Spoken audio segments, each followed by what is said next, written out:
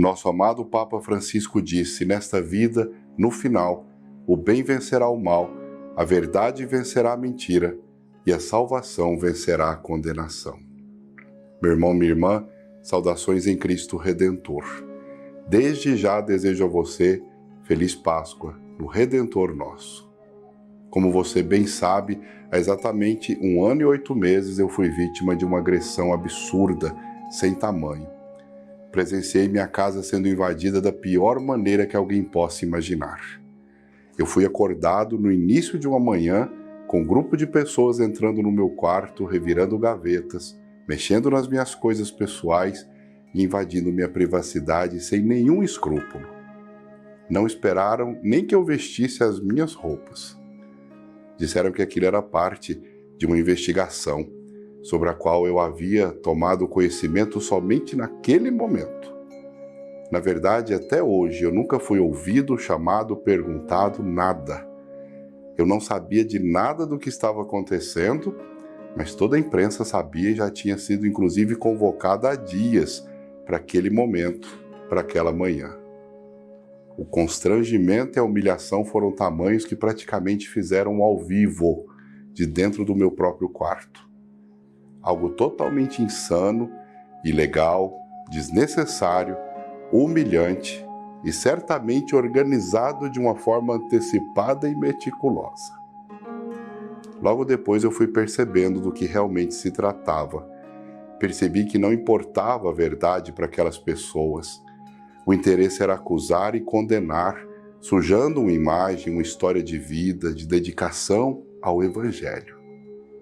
Ao longo desse tempo, muita coisa absurda foi dita, muitas acusações foram feitas. Chegaram ao ponto da apelação total num verdadeiro e desnecessário abuso. A imprensa foi convocada e motivada com as informações que lhe foram oferecidas, e nisso ela fez o papel de acusador, julgador e executor ao mesmo tempo. Quando finalmente deixaram minha casa naquele dia, tomei um banho, desci as escadas do convento, recebi um abraço solidário dos confrades que moravam comigo, e naquela ocasião, o meu então superior, Padre Jesus Flores, falecido por causa do Covid, ele me disse assim: isso é um absurdo. Não poderiam e nem deveriam fazer isso. É óbvio que existem outros interesses em tudo isso. E agora, quem vai pedir desculpas quando tudo for esclarecido?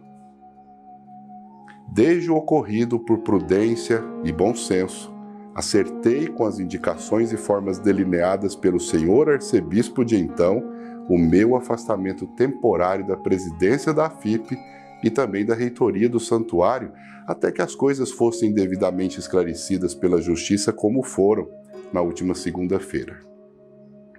O silêncio que eu mantive até agora foi por obediência ao meu superior religioso que assim achou que deveria ser.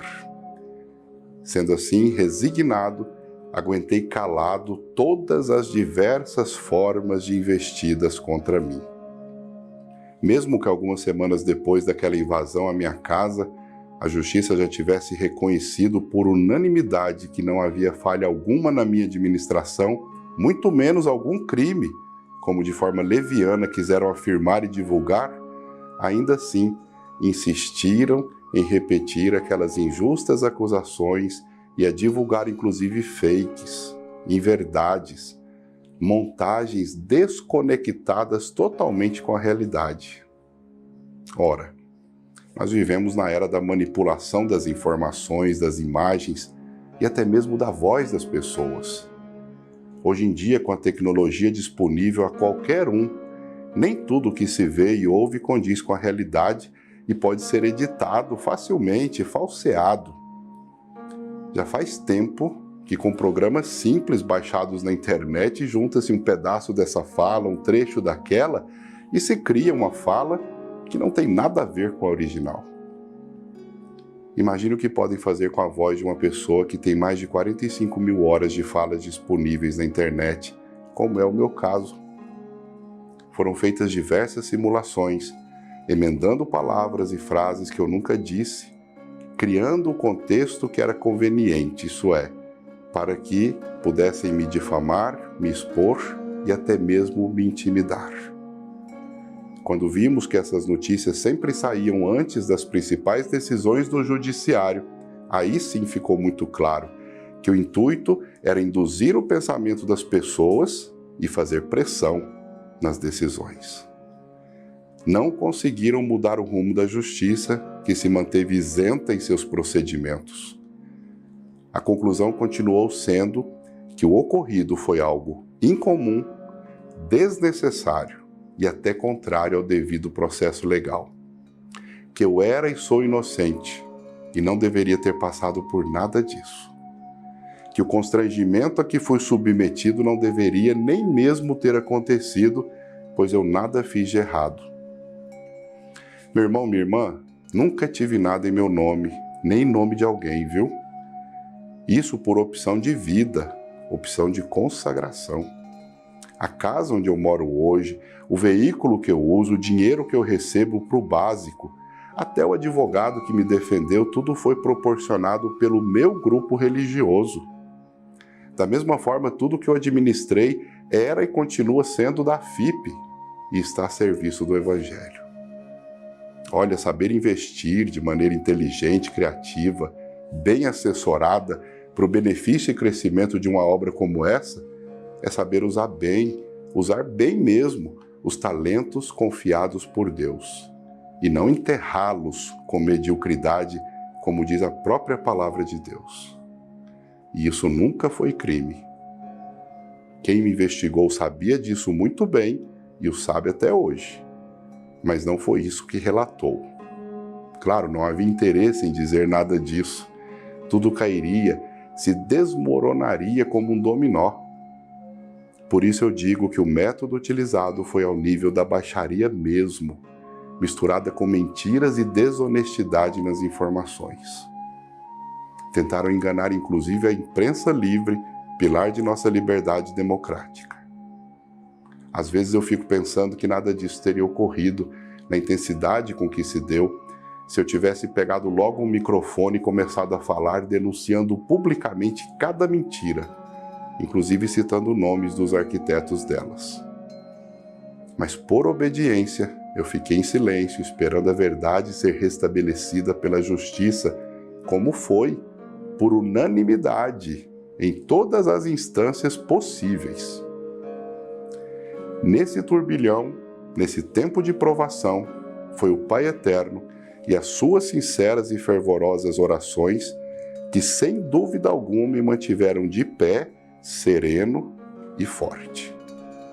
Eu agradeço, portanto, as centenas de milhares de mensagens de solidariedade e apoio que eu tenho recebido desde o ocorrido.